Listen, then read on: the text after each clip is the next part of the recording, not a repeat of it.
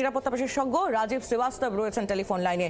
Mister Srivastava, এই মুহূর্তে 13 দিন পেরিয়ে গেল, এখনো পর্যন্ত পুরো দমে যুদ্ধ চলছে, বলা যেতে পারে বহর বাড়ছে।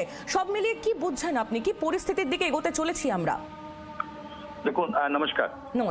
আজকে আমরা যেটা রিভিউ করছি ওর মধ্যে আছে যুদ্ধ করার ক্ষমতার উপরে আমরা যখন তাকাই, আর যে ইনফরমেশন আমাদের কাছে আসছে ওর মধ্যে আমরা দেখতে পাচ্ছি যে ইসরায়েল এন্ড আমেরিকা যেটা অ্যাক্সিস ছিল ওদের যুদ্ধ করার ক্ষমতার মধ্যে, স্পেশালি ওদের মিসাইল সিস্টেম যেটা টমাহক মিসাইল সিস্টেম, যেটা প্রত্যেকটা আপনার ওদের ইউএসএস লিঙ্কন এন্ড ইউএসএস ফোর্ডের সঙ্গে ছিল, অনেক কম হয়ে গেছে, ওদের পুড়িয়ে গেছে, ওদের রিজার্ভ এসে গেছে। তাই জন্যে ইউএসএস ফোর্ড যেটা মেডিটেরিয়ান সিতে ছিল, ইসরায়েলের কাছে ছিল, আপনার স্ট্রেচ ক্যানাল হয়ে লোহিত সাগর হয়ে আপনার এখন ওরা আসছে লিঙ্কনের কাছে, কেন যে এটা জানে কি ওদের কাছে যদি মিসাইল গুলো না থাকলে এটা প্রবলেম আছে। দ্বিতীয় তরফ অন্যদিকে আপনি দেখুন, আবার ইসরায়েলে আপনি দেখুন তেল আবিবে যেভাবে ইরান নিজে মিসাইল মেরেছে, ওটা ইন্টারসেপ্ট করা তো মুশকিল আছে।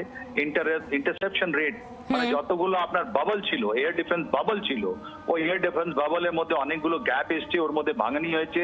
আর গতকাল যে স্ট্রাইক করেছে ওর মধ্যে নেতানিয়াহুর বাড়ি আর মোসাদের চিফের বাড়িতে হামলা হয়েছে।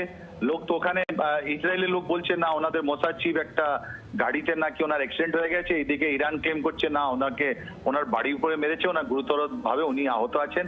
আমরা জানি না কি সিচুয়েশন আছে, কিন্তু ওখানকার লোক, ইসরায়েলের লোক যেরকম আমাদেরকে বলছেন, যেরকম আমরা ওখানে সিচুয়েশন দেখছি, ঘন ঘন যে সাইরেন চলে যাচ্ছে, তার মানে ইসরায়েলি মিসাইল গুলো এন্ড ড্রোনস গুলো, যার মধ্যে আপনার ব্লাস্টিক মিসাইল আছে, যার মধ্যে ক্রুজ মিসাইল আছে, ভেরি এফেক্টিভ। অর্থাৎ যুদ্ধের বহর যে বাড়ছে মিস্টার শ্রীবাস্তব, তা কিন্তু বোঝাই যাচ্ছে। অনেক ধন্যবাদ আমাদের সঙ্গে কথা বলার জন্য।